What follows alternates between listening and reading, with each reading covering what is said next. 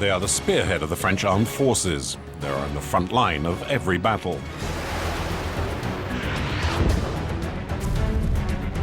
As a result of their highly dangerous missions, they have earned the nickname Knights of the Sky. They are the fighter pilots of the Naval Air Force.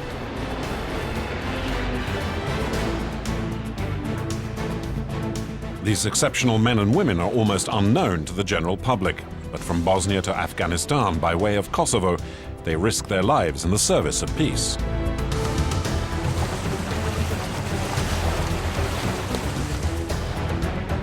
The selection process for a fighter pilot is ruthless.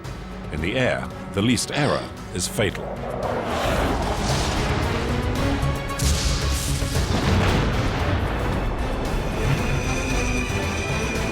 We accompanied these men in training and also in operations in the most dangerous theaters of war.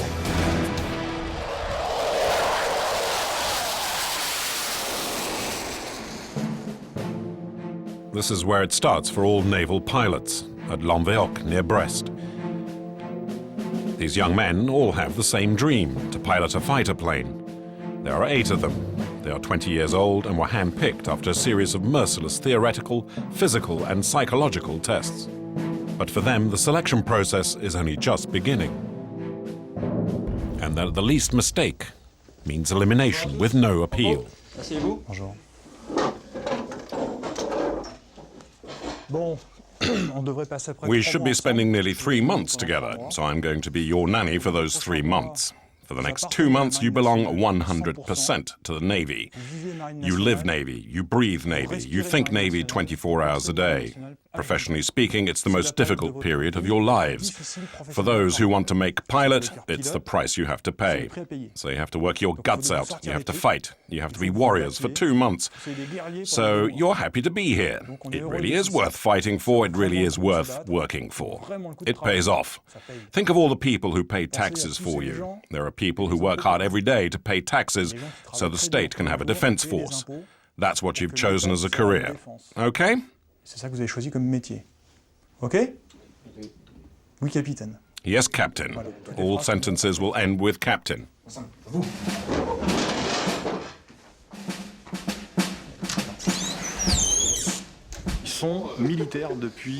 They've been soldiers since 8 o'clock this morning. We're going to give them a military polish for the week, technical classes, and in 2 or 3 weeks' time they'll go flying to begin the in-flight selection process. The adventure begins by saying goodbye to civilian life. This is it then, you're saying goodbye to your jeans? Yes, well you have to. Well, that's it, so much the better. Why so much the better? Well, it means the military life is beginning. It's what we've always wanted to do. Apparemment, oui. Depuis ce matin, 8 heures. Louis Tisserand is 20. Before he came here, he was studying maths. C'est quoi ton joli petit nom, toi? Jean-Baptiste Lamblin lives in Luneville. He's from the science faculty. I've been waiting for this for some time, really. For how long? Well, since I decided to become a pilot. And how old were you then? I started wanting to be a pilot when I was about 10, but the military, that happened a bit later. These last few months I've really wanted to become one. It's great. Ça fait vraiment plaisir. Vincent Houvert is from Strasbourg, a student in higher maths. It's the first time I've ever worn fatigues. And I can't wait for the flying suit. That's going to be something else. But not right away. You're going to have to wait a bit longer. Well, I'll do my best to get there. Here, try this one on.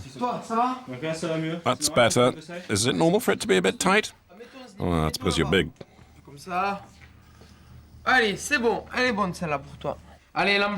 These young people who were living at home just yesterday will have to surpass themselves to prove that they are capable of becoming fighter pilots. Well, it's the beginning of a long adventure that I hope will lead a long way.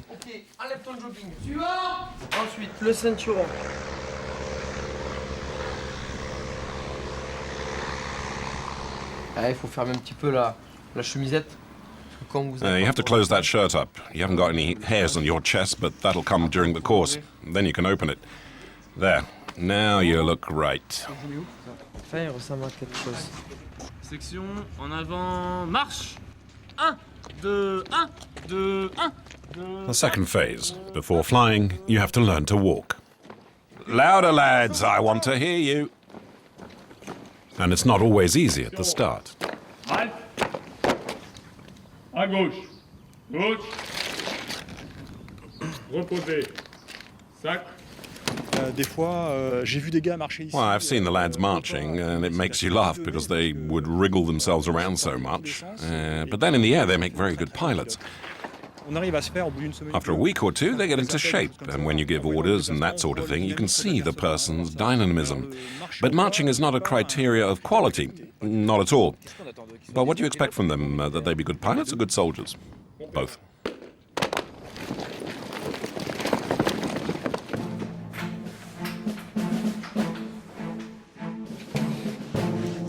Military discipline comes first, and these future aces of the joystick will have a tough life for 3 months. In Lanveoc, we're a long way from the Top Gun of Hollywood movies. C'est pas tellement Tom Cruise. Well, it's not like Tom Cruise. I've never seen him mopping out the latrines. Formez des femmes de ménage ou des pilotes? Are you training cleaning ladies or pilots? We do both. We teach them to be disciplined in everything and to respect the equipment. In order to have a clean environment that you want to work in, it has to be immaculate the whole time. Is it a way of testing their motivation? Of course, yes, and in any case, it's pleasanter to have clean buildings. Now I'm going to clear up everything in the corridor and the staircase. Everything has its place. That's how you begin. The fatigues mean nothing to these young men. Flying is a childhood dream. They never give up. I started when I was 5 or 6 with my uncle, who used to make a lot of models. He wanted to be a fighter pilot in himself, but he didn't have the eyesight for it. So from going into his room, there were photos everywhere, models. I just fell in love with it. And did you make models as well? Yeah, I make models too, and that's the way it happened. Oh, when I was little, I used to read Bugdani like everybody else here. Bugdani is the greatest fighter pilot in cartoons. When I was little, my mother already wanted me to be an airline pilot. She would really have liked to have been an air hostess. Airline pilot would have made her very happy. But now I've got older, and the best thing for me would be to become a fighter pilot. But piloting a helicopter or a multi-engine plane in the Navy would be really good too. And would your mother be happy if you were a fighter pilot? Well, I think she'd be delighted, yes. Not as much as me, though. But for the moment, they are on the ground, and the sergeant does them no favors.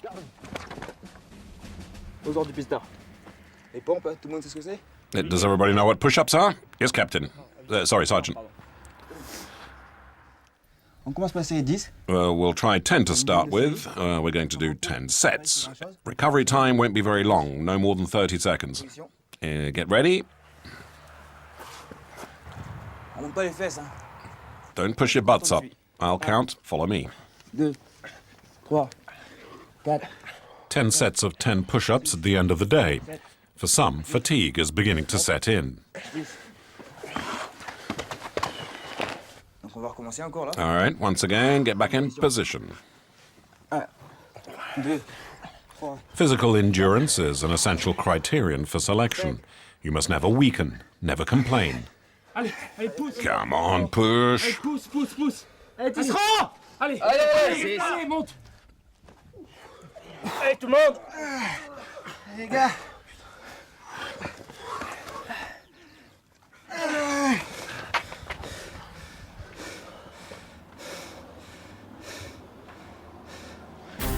Physical exercises follow one another at a nightmare pace.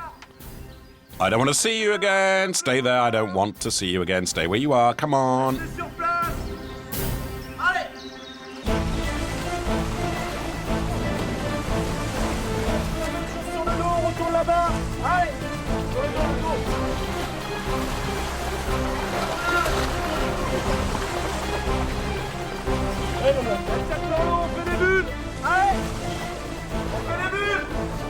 The aim is also to test the applicant's motivation.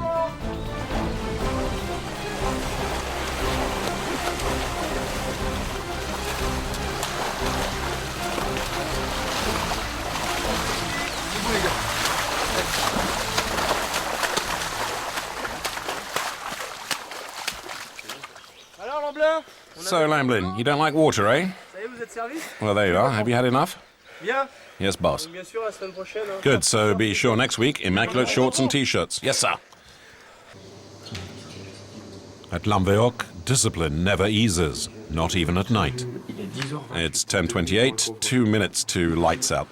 Oh, is there a curfew? Yes, since we're in the military course, we follow orders.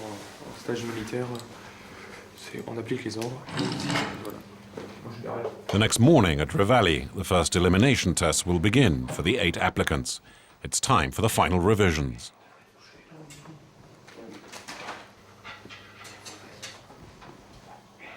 What are you going to dream of tonight? Planes and checklists. Good night.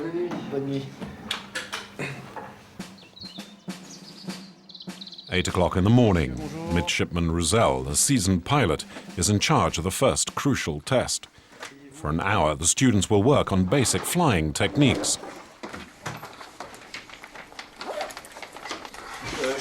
I don't have a ruler. Is that important? Well, it's up to you. If you want to do lousy drawings, you can do them freehand. If you want to do clean drawings, you do them with a ruler. Could I ask someone for one during the exam? You've got 1 hour. The marking scale should be shown on the paper. I remind you that you need 16 out of 20 to be able to start flying. 16 out of 20 marks. Any grade below this, and you are heading right back home. Elimination is final. Here, there's no chance of catching up.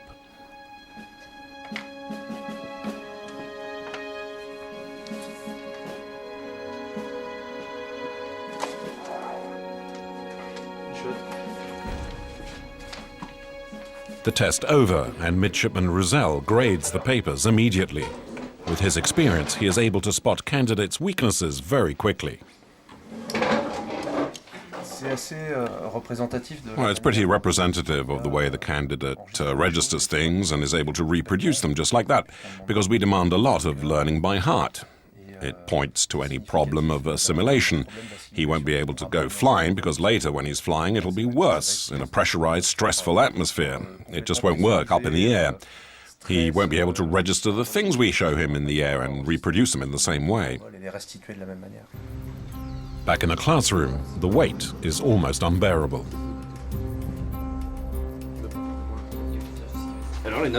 So how are the grades? Oh, it's okay. Everybody's over 16 out of 20. It's between 16.5 and 19.5, so good. At this stage, all the candidates are still on course. 11. C'est bien. 100. Ici. Ok, la palme. Merci. Bon. Allez, eh bien, il est 16h40 pile. It's 4:40 precisely. Time to beat it. Go on, you're free. I really freaked while he was grading the copies. I got 18.5. Our head instructor asked us to get at least 18. So far the contract's fulfilled. It's great. But as the instructors say, I shouldn't be content because I got 18.5. The aim is to get 20. If I got 18.5, it's because I made some mistakes. Now I have to see what errors I made and correct them. I have to keep that frame of mind right till the end if I want to succeed.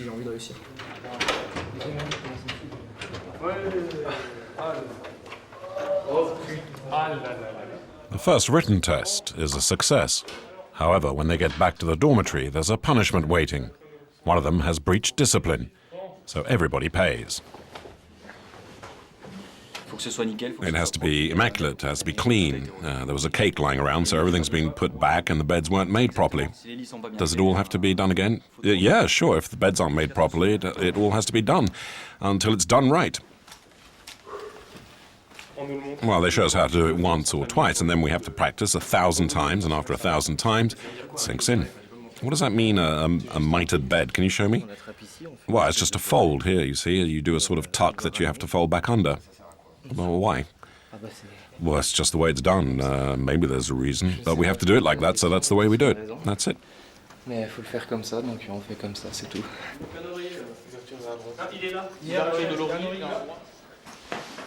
Tomorrow, a bigger test awaits the candidates.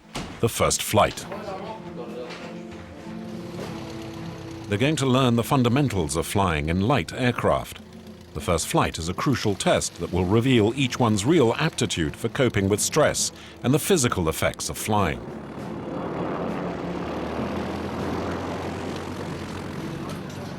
Jean-Baptiste is so unsettled that he has a major lapse of memory.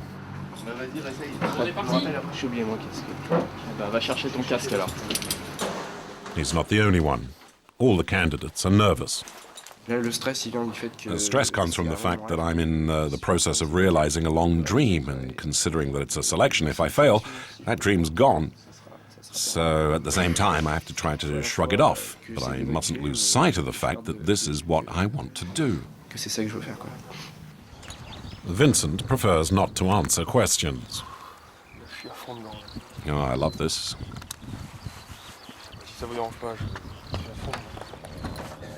It's a simple exercise. Each candidate has to reproduce what appears on the monitor. Not so easy as it may appear. Oh, that kid's going to kill us. Oh, I'm going all over the place here. That's all right, just keep going. I'm taking off. Oh, no, I got that wrong. Successful takeoff, but in the air, it's another story. I'm making a mess of this. No, just keep going. The examiner spices up the exercise. Initial aerobatics are on the program. Okay, I'll take care of the plane. Cut the gas. The examiner is on the watch for the least mistake. Vous avez eu de la chance que la tempête n'était pas 60 degrés, hein. Il faut l'annoncer. D'accord. And for this first candidate, there are many. I was useless from start to finish. We had a mechanical problem at the beginning, and that threw me out completely, and I made a mess of it. I didn't get anything right today. For others, the flight is going rather well. So well that the instructor decides to go a bit further with the aerobatics. Perhaps a little too far.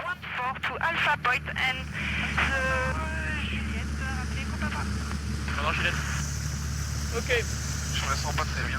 Tu te sens pas très bien?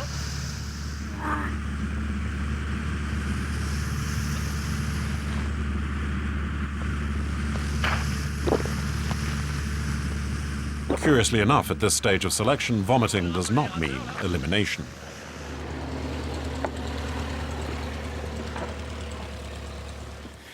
Well, he was a little nervous. It was his first time, after all, and it wasn't a tourist flight either. There are people who throw up for a long time, but who hang in there. I've never had much problem with that. I admire the guys who vomit, fill the bag, who close the bag, and go on with their mission. It can't be easy. I'm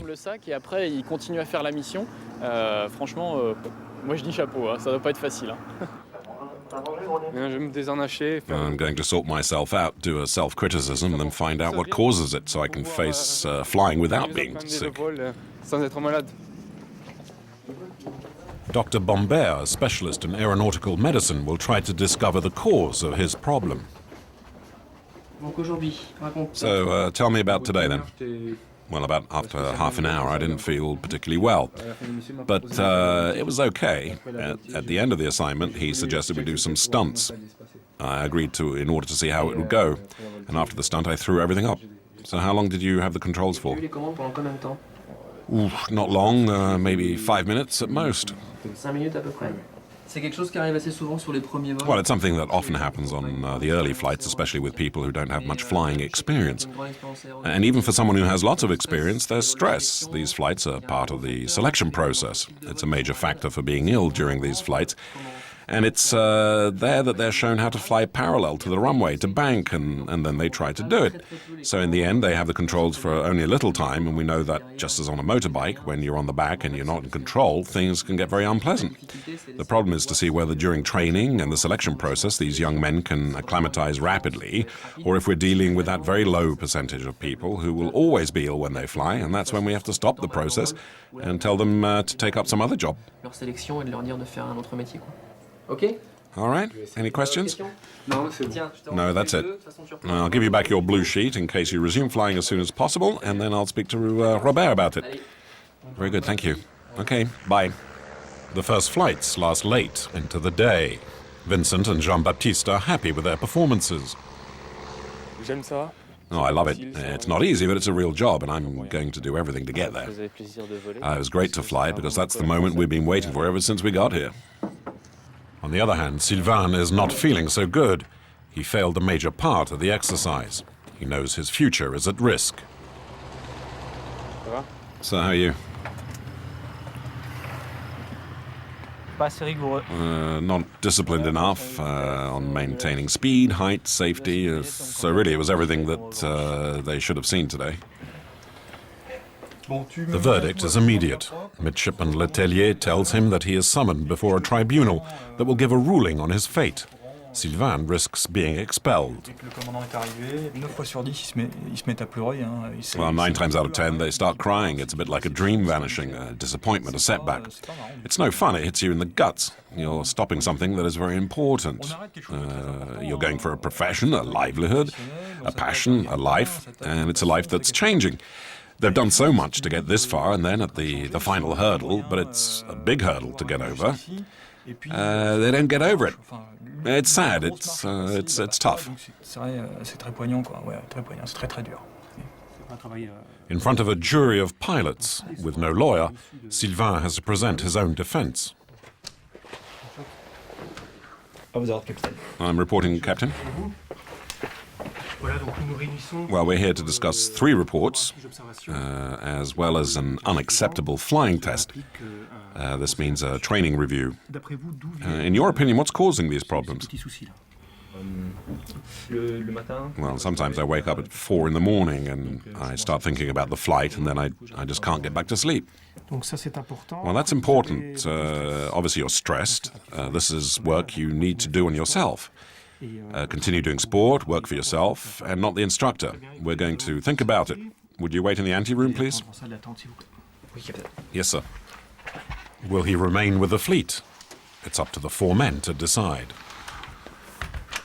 Well, he's stuck in this vicious circle. He won't stop getting stressed and going on making stupid mistakes. And apparently he has problems with a sense of orientation because he still doesn't know where the landmarks are. This is starting to get serious. We're going to have to do something.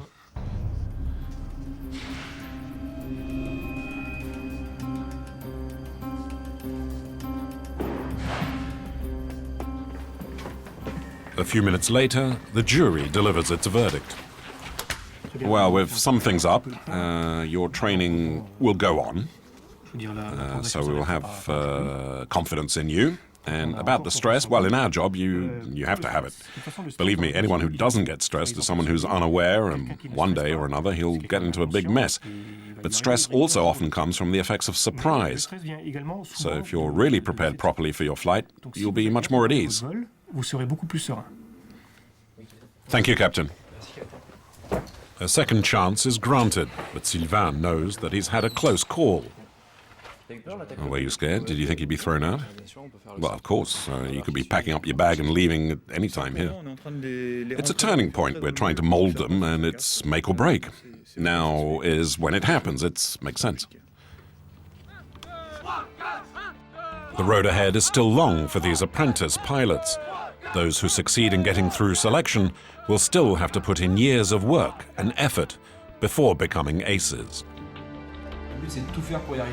We're going to try to do all we can to succeed, to give our all. Anyway, it's our big dream, and the best way to succeed is to give everything you've got, and at least if it doesn't work, we won't have any regrets.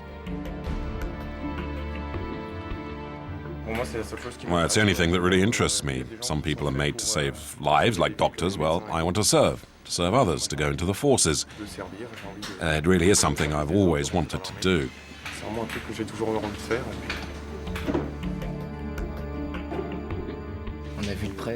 Well, we got close to finding out what a pilot's job is all about. I think that it's something that really suits me. I really want to go into an action, so that's why I'm here.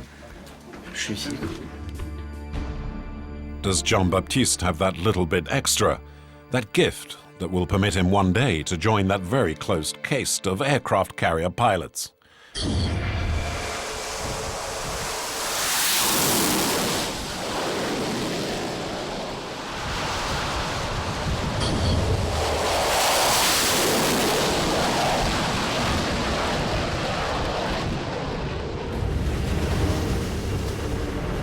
For the best students, this is the culmination, to go on combat mission.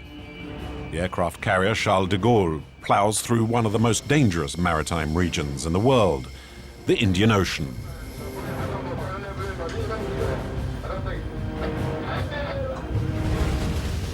The Charles de Gaulle, a floating airport, 261 meters long, 75 meters wide, and 15 stories high. Driven along at nearly 50 kilometers or 30 miles per hour by nuclear power. On board are 2 fighter wings, 23 planes and 5 helicopters, ready to take off day and night.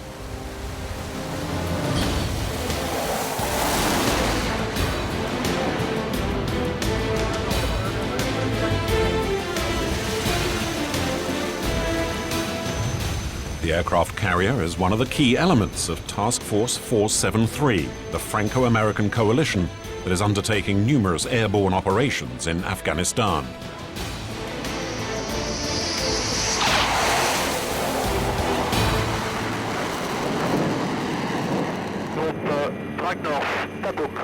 Around the Charles de Gaulle there's an impressive escort, anti-submarine frigates, a supply ship and a nuclear attack submarine, an armada designed to protect the carrier.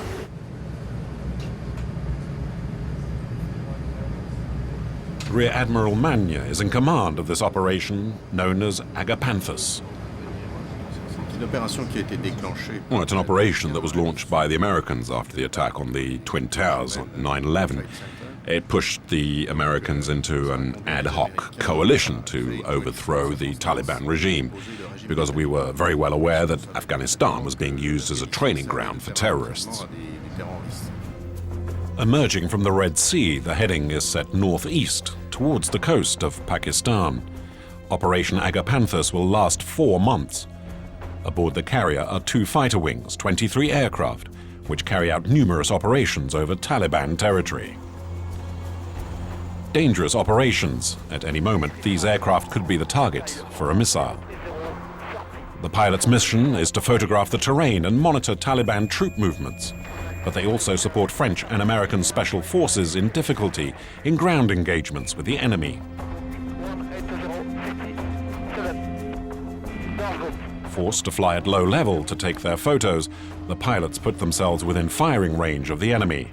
On every sortie, they risk their lives.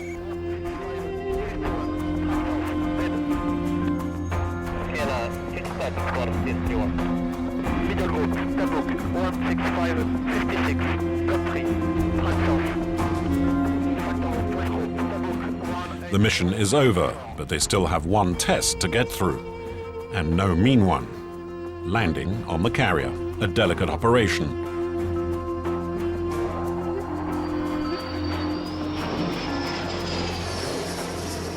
Behind the shield of the deck crew awaits the fighter's return. Their task is to guide the pilot by radio. Landing is always a perilous exercise, even for the most experienced pilots. It's certainly the most delicate phase on the carrier because it requires enormous precision and concentration. What speed does a plane arrive and how much time has it got to stop? Oh, it's going at about 150 miles an hour and it stops in just 200 feet.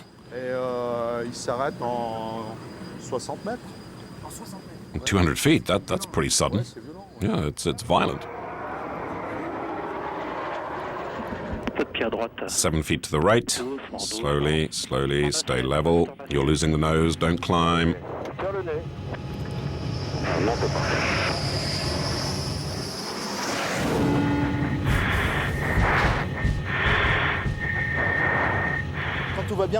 Well, when everything goes well, there's nothing to say. We just give him the wind strength, which is simply an exchange just to show the radio's working. And for the pilot, it's also a bit of information. If the wind is strong, he'll have to give it a bit more gas. If the wind is light, he'll have to give it a bit more reverse thrust. We're sort of like the guardian angels for the pilots during this phase of the landing.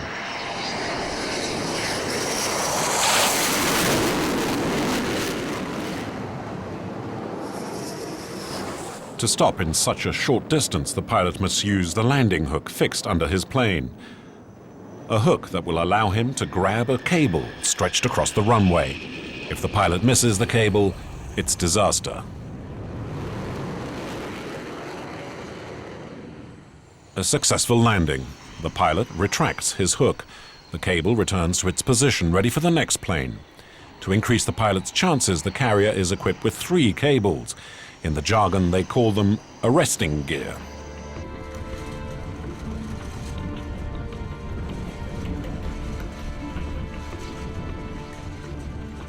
The slides brought back in this box are analyzed by photo experts.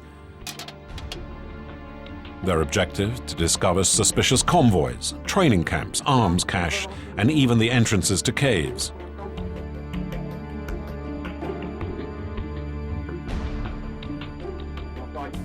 Two years ago, French special forces positively identified the presence of Osama bin Laden.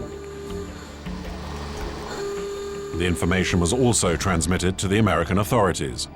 Today, the hunt continues, as the commander of the Charles de Gaulle confirms. Well, we're still looking for bin Laden. We think he's either hiding in Afghanistan or Pakistan. In any case, not far from the border, in the mountainous region that are practically inaccessible, and where we have the greatest difficulty in finding him. We're even ready to act by dropping bombs or firing cannon. It depends on the type of the plane, on the gatherings of Taliban who are mounting ambushes. The pilots of the 12F wing are in the operations room. In 50 minutes, they must take off on a secret mission. On operation, these men no longer have names, just a nickname. A precaution in case they fall into enemy hands.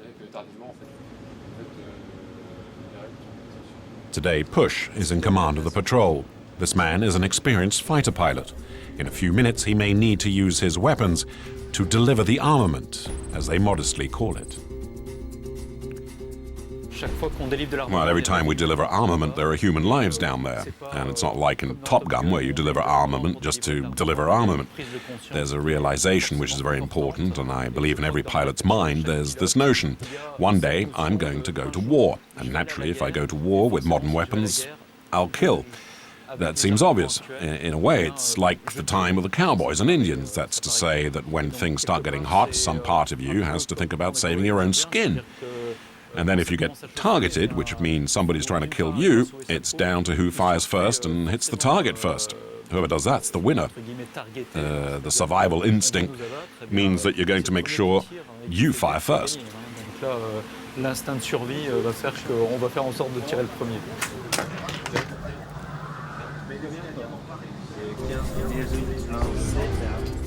Sharpie is one of the youngest in the wing, but he's already seen several engagements on the ground. We're in radio contact with the tactical guidance commander down there with the commando unit. If he gets shot at or his men get shot at, he contacts us by radio. So you're bound to hear what's going on around. If it starts to crackle, if you hear the sound of Kalashnikovs, you know it's starting to get hot, and you're likely to drop a bomb from the plane onto a ground target. When he's on a combat mission, Tom, the wing's second in command, is haunted by one fear. Well, the most important thing for a fighter pilot is not to mistake the target. That could have dramatic consequences, and the orders during the briefings that I could do were always no friendly fire. It's always to shoot at the right target, and if we're not sure, we don't shoot. We'll take care of it another time. Better safe than sorry. That's the old Navy saying. Vieil adage de la marine.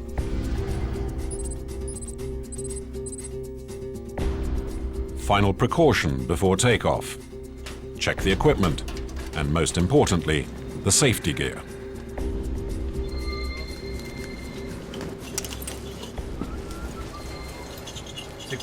Well, what's that jacket? It's called a Mae West. What's that? In case we have to eject, it simply enables us to float on the water without having to swim. So we're pretty well protected. There are also some tools in it that allow us to signal at night. Rockets, a distress beacon by which we can be located if we eject a long way from the ship.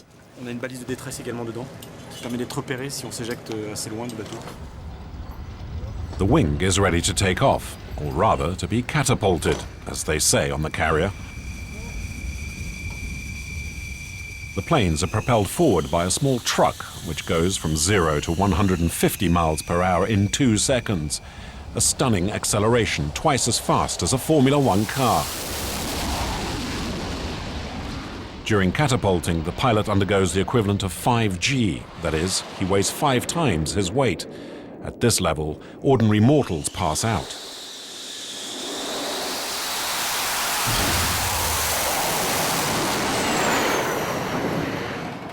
Pilots test their ability to withstand it in a torture machine, the centrifuge.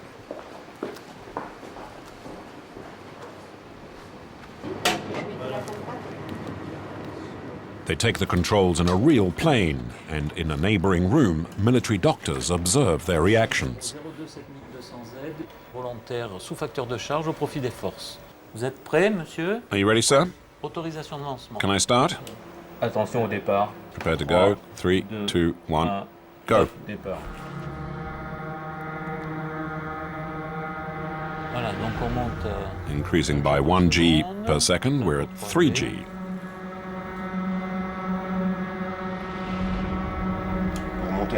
Increasing to 5G, 3, 2, 1, go.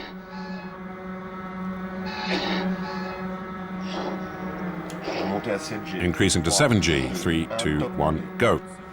At 7G, he now weighs 7 times his usual weight, more than 500 kilos, and the blood is rushing down his body. The brain is no longer supplied. He risks passing out. To remain conscious, he must supply his brain by breathing exercises.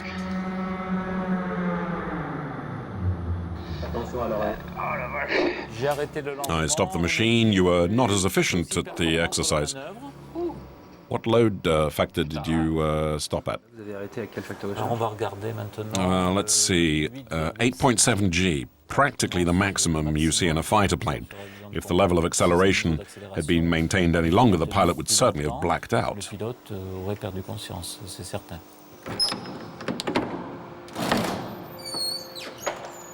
The trauma is extreme for the whole body. Voilà, donc ce sujet. So you can see here that there are lots of little spots, these spots and a general red area. It's very clear here with some subjects. It's even more spectacular, and other subjects don't have it at all. Chez certains sujets, c'est parfois encore plus spectaculaire, et d'autres sujets n'en font pas du tout. Men are not always more resilient than women.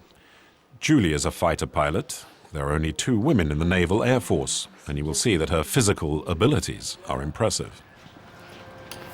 C'est pas une souffrance. Well, it's not really painful, but it's not pleasant either, because your field of vision narrows and you feel your blood is not circulating normally. La circulation sanguine ne se fait pas comme on a l'habitude. So what happens when your field of vision narrows?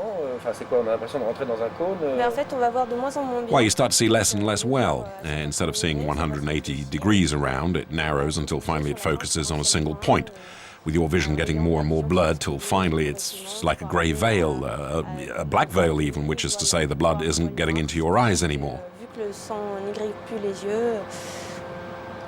But a black veil, that means you're like blind. On voit plus en fait. Yes, in fact, you can't see anything anymore. You can still hear, but you can't see. On connaît nos limites. Très bien, eh bien, nous allons procéder au lancement suivant. Well, proceed to the next. Permission to start. Load.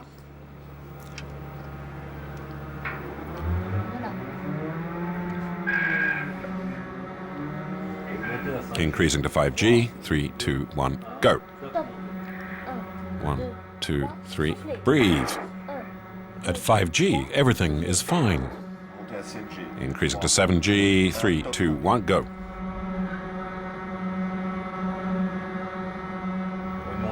Increase to 9G. 3, 2, 1, go. At 8G, she is still clear-headed. Well, with the effect of acceleration, we have a biomechanical effect that draws the body masses downwards, so the features become distorted. Et donc, les traits se déforment. At increasing speeds, you can see that the distortion of Julie's face is really impressive.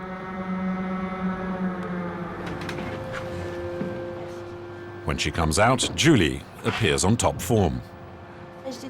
Well, I was disappointed I didn't go above 8G. I tried to go as fast as I could, but the machine stops at 8. It doesn't seem to bother you that much. Non, non, moi ça me dérange pas. No, I'm fine. It's not a problem. Never been a problem. In fact, I got my call sign from this. What is your call sign? C'est Timber. It's timber, because I can easily take so much G. Sometimes in flight I take too much G, In the United States, while I was doing an exercise in the simulator, I happened to take so much G that they said I was like a lumberjack. And because in the United States, the lumberjacks shout timber, the name stuck. So you're the lumberjack of the Navy. The force of acceleration is not the only problem during catapulting. The least error can be fatal, as these pictures show.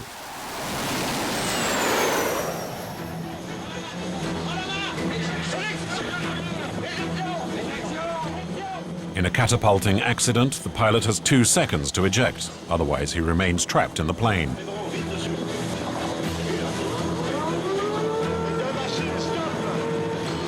Here, the pilot managed to eject, and the carrier's helicopter fishes him out of the sea.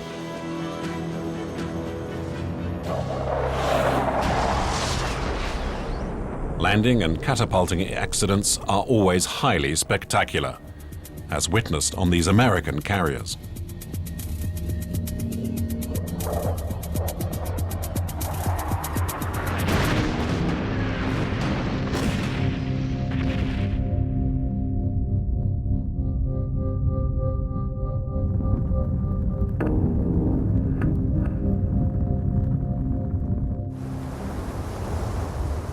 The Charles de Gaulle continues its course off Pakistan.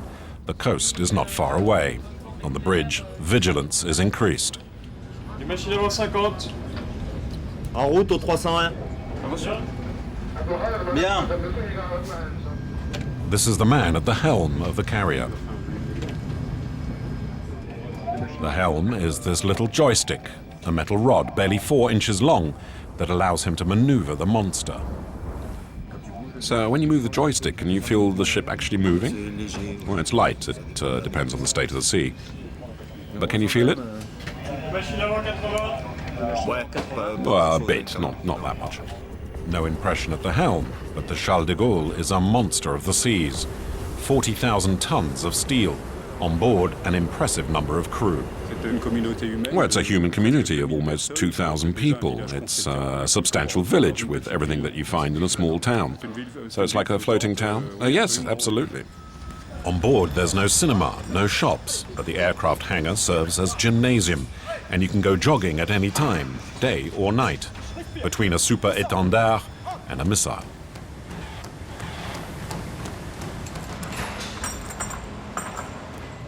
To recharge himself between missions, Charpie tries to find a little privacy in his cabin. Well, this is my home. Well, my home. In fact, there are 2 of us. The carrier may be gigantic, but space is at a premium. A single room for 2, not very big, barely 8 square meters, and rather Spartan. A bed and a desk per person. But it's the only place where he can put a few personal possessions, photos of his wife and children, whom he hasn't seen for 4 months. Well, before you sail, there are wives who say, "I don't want you to go," and kids who say, "Daddy, I don't want you to go." Your children who don't want to talk to you on the phone because they feel that you've betrayed them. My daughter doesn't like talking to me much, but she's a bit young, so I worry about it.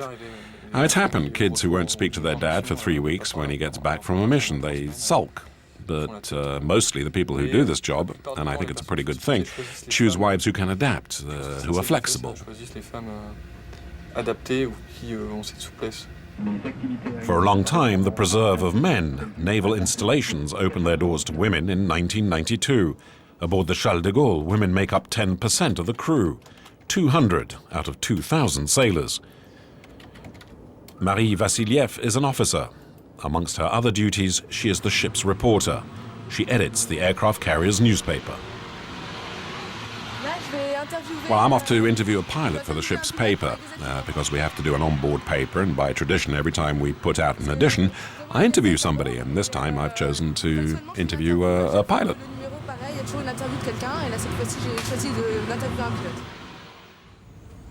Charpie is the pilot. He is happy to answer the reporter's questions. Well, what's it like? How are the relationships between the people? Well, you always have to be up to the job. You have to have a blind faith in the others. Say you have a relationship on the ground, well, in the air, they become exponential. Marie always knew she would join the forces. The Vassilievs have been in the military for generations. Well, about 20 generations on my grandfather's side, but that was in the Russian Royal Navy until my great-grandfather arrived in France and started from scratch because at the beginning he was a captain, and then he handed his passion down to his son, who is Admiral Vasiliev, now retired.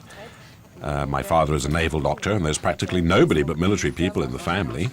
Well, it's 3 generations. Yep. So where are you going, Marie? I'm going to my berth. Oh, what's your berth? Well, it's where I sleep, it's where I live, it's where I hide away. All right, so you live down in the basement. Yeah, that's right. No, seriously, they call it the midshipman hold, or rather the midship girl hold, because it's a female berth. And what does midshipman mean? Why, it's the youngest rank of officer on board. The midshipman has a special role. That's something that surprised me when I first came on board. It's part of the ship's tradition. Are you the youngest officer on board? Yes, the youngest, yes. How old are you? 23. And several weeks ago, Marie got engaged to a pilot she met aboard a carrier. Well, it began by a lot of laughing. We spent an evening talking about all sorts of silly things, and I think that I've never felt so happy as on that evening. And then he showed me his superb airplane. He sat at the controls and he explained things. Oh, well, there you are. Is it a romance that will continue after this operation? Yeah, I think so, because he's proposed to me on board the carrier, so I think, yes. We got engaged when we stopped over in Dubai, and, well, now I'm going to boast. Too bad, I prefer my story to Top Gun. I think it's more romantic. Unfortunately, her pilot had to go ashore at the last port of call. This is Arpik. He's my cuddly toy. Well, to be exact, he's my sweetheart's cuddly toy, and we exchanged. I gave him my little lion that I nicknamed Snappy, and he gave me Arpik, his duck. Well, do fighter pilots have cuddly toys? I don't know, but he always has.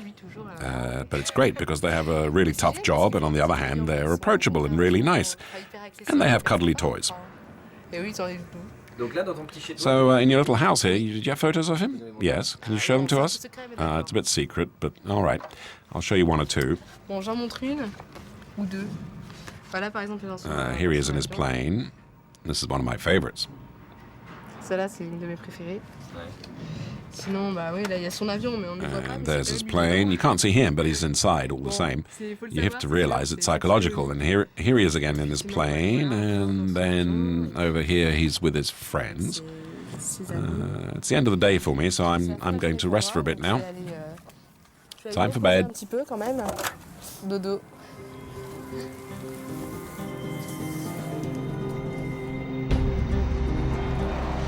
After 4 months at sea and a voyage of over 30,000 miles, Operation Agapanthus is nearing its end.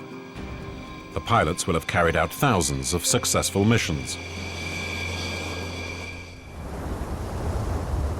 When not operating in a theater of war, the Charles de Gaulle carries out more confidential duties. It's the test ground for the planes of the future. The commander agrees to tell us a little more.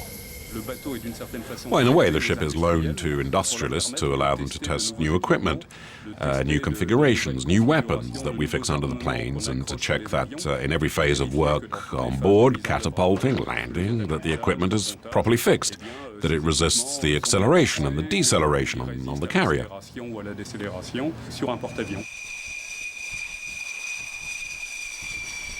In the economic war between constructors, technological breakthroughs are a major advantage. It allows France to break into new markets.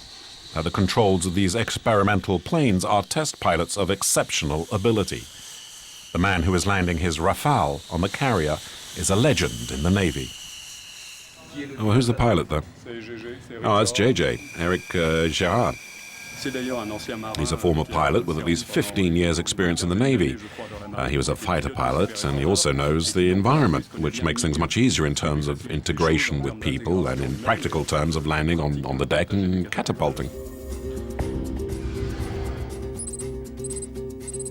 Eric Schadt is a phenomenon.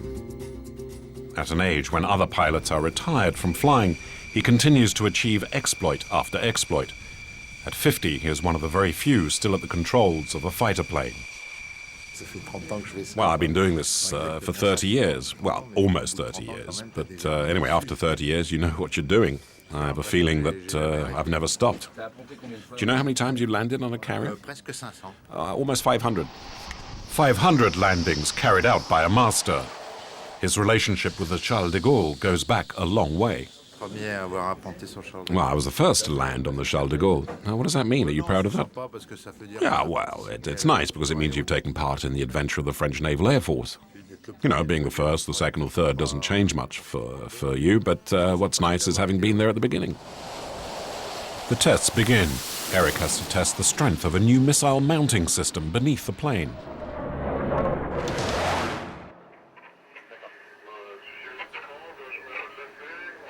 Behind the scenes, an army of engineers and technicians record the flight data. Eric has to carry out a touch and go, put the wheels of his plane on the deck at top speed, then take off again immediately. The missile mounting has to withstand the shock.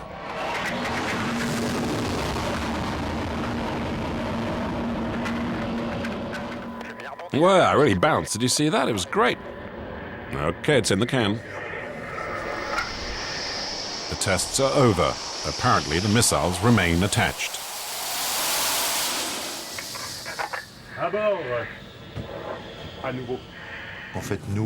Well, our job is really to work it out so that you can get the best cost-efficiency ratio for something that will help the pilot on a mission. But it won't cost you an arm and a leg. You always have some military string twanging in the background. You're ready to commit your life to defend the values that you believe in. And what are those values? Well, they might be the family, friends, drinking red wine, eating camembert, baguette, well, all sorts of things. La famille, les amis, boire un canon de rouge, manger du camembert, la baguette de pain, enfin bon, plein de choses comme ça.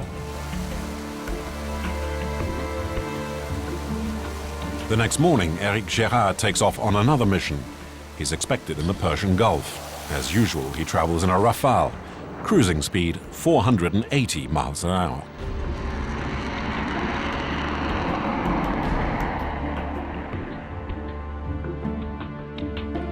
Destination Dubai, one of the richest emirates in the world. Dubai, the Las Vegas of the Middle East, with buildings springing out of the desert. An economy constructed entirely on oil, a kingdom of billionaires. Here, everything belongs to one man, Sheikh Al Maktoum, one of the biggest fortunes on the planet. To promote the biggest airport in the world that he's building in Dubai, Sheikh Maktoum is holding a giant air show. All the plane makers of the world are falling over each other to sell their latest models. Contracts are worth billions of dollars.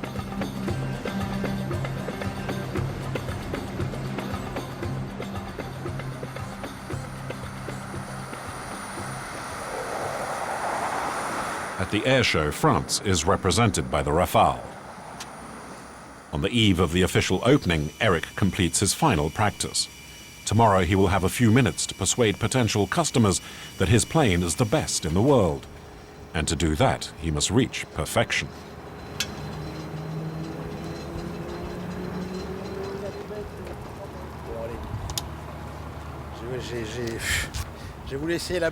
Well, I wanted to try a roll, but when I saw the speed they wanted to roll at, I said, no, I'm not doing it. I want to roll. The roll is a maneuver like this, and I just didn't have enough speed. And it's really delicate at low speed. Roll speed decreases very fast. So you're not happy with yourself? No, I'm not unhappy with myself, but I just need an extra 20 knots as I go in to do the roll and get through the wind. We'll fix that next time. It's nothing really. That's what practice is for. Eric has grown used to flirting with danger. It was more dangerous before than now. Now it's pretty well supervised. It's less of an adventure. But occasionally you do go to the limits of the plane, right? Well, we go to the limits, but knowing what we're doing. At 50, Eric is still an exceptional character. He can still withstand 9G in the cockpit. Well, you see, I've got the physique of a leading man, a mountain of muscle. Well, for years now. So when you talk about test pilots, there's always the stereotype of Tom Cruise. Nah, that's where you're wrong. Tom Cruise was not a test pilot. But it's a job that at first sight makes a lot of younger people dream, and I think there's a lot of sacrifices behind a job like that, though. Ooh, I don't think so. You know, it's a long-term project, and you have to be lucky.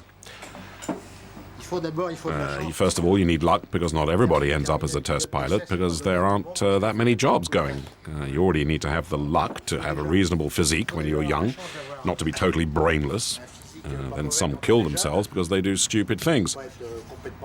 When you're lucky, that's why I say you need luck. It's a sort of cost-free warning. It was close, but then you remember that you mustn't do that. It means a lot of little bits of luck, one after the other. Ça fait quand même beaucoup de morceaux de chance mis bout à bout. Training is over. Everything is ready for the big show tomorrow. It's D-Day, the official opening of the show. Sheikh Al Maktoum is coming in person for the opening. His private jet, a giant Boeing 747.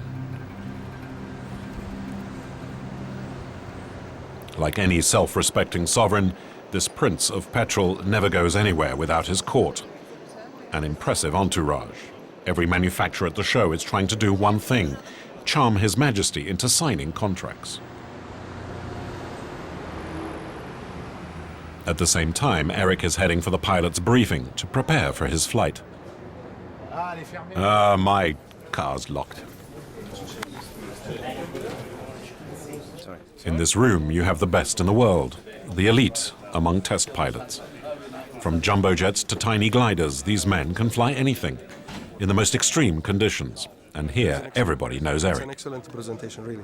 He knows how to use his aircraft, and he knows how to perform a good display, and he knows how to use the aircraft to the limitation. And he's a good pilot. He's always naughty. He's laughing, smiling, but he's always naughty. He breaks the rules. Final preparations for Eric and his engineers. On the program is a series of top-level aerobatic maneuvers. This is the plan for presenting the Rafale in Dubai. What's the most difficult stunt to perform? Well, landing is a bit touchy. You can't mess that up. Then there's the 360, the double at the beginning. And how much G are you under during these stunts? Well, at the start of the stunt, it's 9G, which means that you weigh how much at that point? Well, let's suppose I weigh 150 pounds, but I don't, but let's suppose, well, you multiply it by 9. Eh bien, on multiplie par 9. So you weigh pretty close to a ton in situations like that. You mean I weigh close to 2,000 pounds? You're crazy.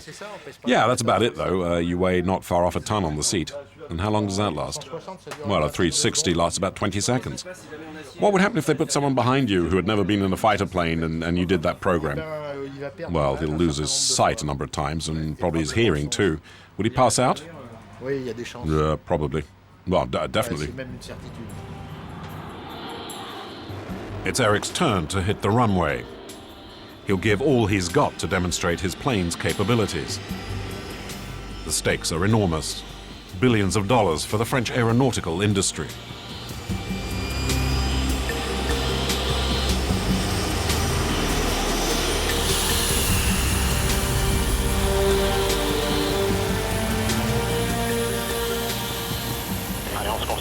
Now we concentrate.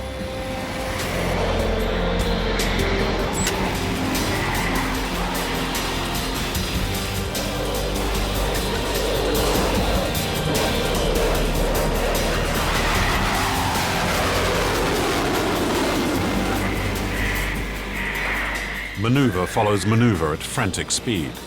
Rolls, barrels, and loops. The accelerations are so violent, they become painful.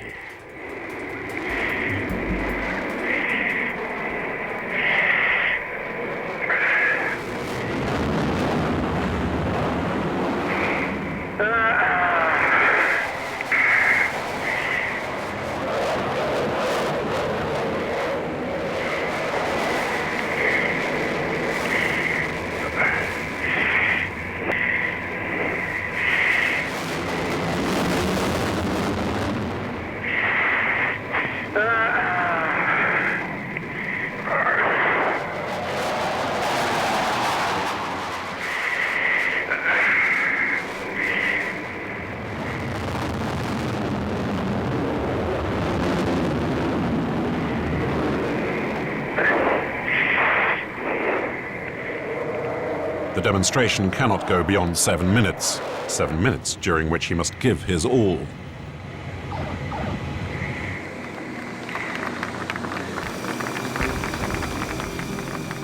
Mission accomplished. Eric didn't make a single error. A perfect flight. Now I start my career as a postman. I've changed my steed. I've got 2 engines and 2 legs.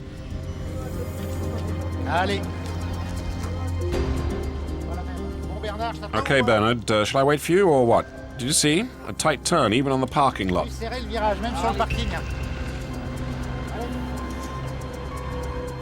But in order to sell Rafales to the Middle East, a fine flying display is far from sufficient. Persuading buyers is a long-haul job. Well, sales of fighter planes or warplanes are down at the show.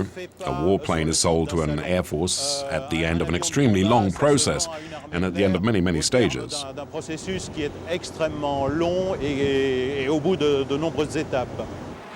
Backstage, the competition is fierce. The Americans, the biggest plane makers in the world, are the stars of the show.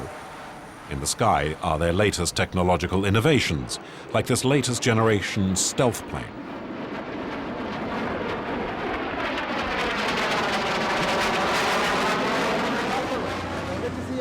Serge Dassault has made the trip, but he knows that it's not necessarily the technical qualities of his planes that are taken into consideration.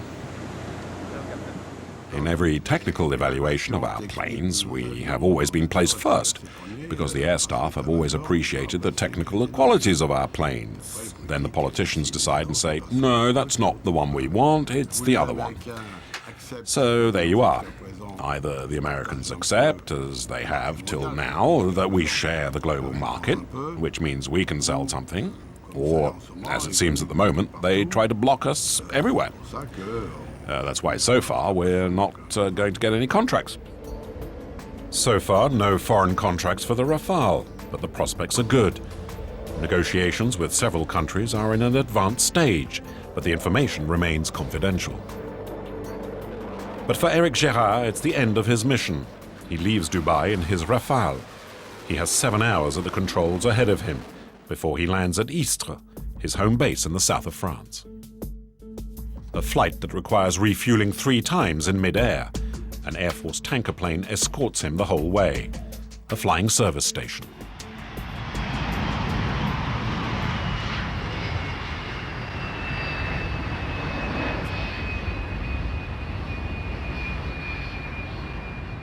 Mid-air refueling is actually a simple maneuver, but it requires extreme precision. In the tanker plane, the boom operator is at his post. The boomer is the man who fills the Rafale's tank. The Rafale gets into position.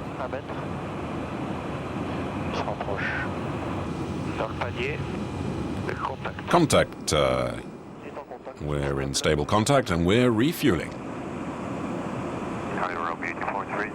3 tons of fuel in less than 3 minutes. The beast is full. 3 tons, 3. Rafale delivered. 3.5. Got it. 3.5. The Istres Air Force Base near Marseille. It's in this featureless office that Eric Schadt gets his mission orders. After a career of 30 years, he still gets the same pleasure. Well, it's a passion, and you know what a passion is. It grabs you totally.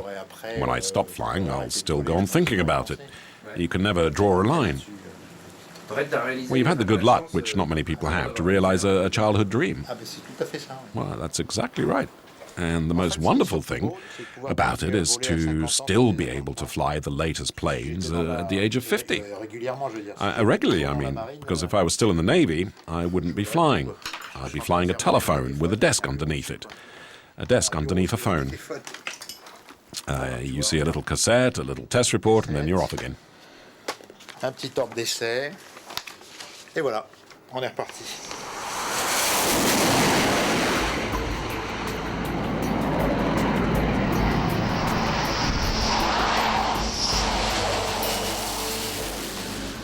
Well, getting into a plane like that it's magic.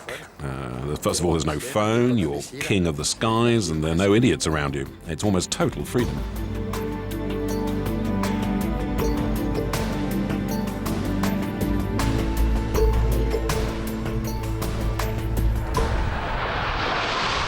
Back at flying school, Sylvain has been eliminated. He will never be a fighter pilot. For Vincent, Jean-Baptiste, and Louis, the adventure goes on. On the Charles de Gaulle, Tom, Sharpie, and Push are still on alert.